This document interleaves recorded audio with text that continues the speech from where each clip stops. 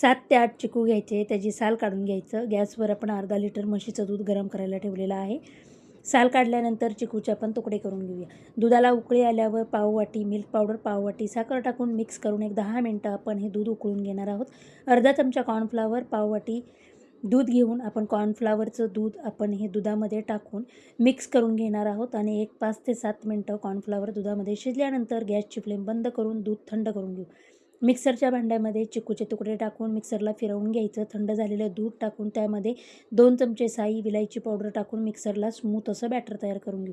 केलेलं बॅटर आपण एका डब्यात काढून त्याला घट्ट असं झाकण लावून फ्रीजरमध्ये 2 तास ठेवायचं.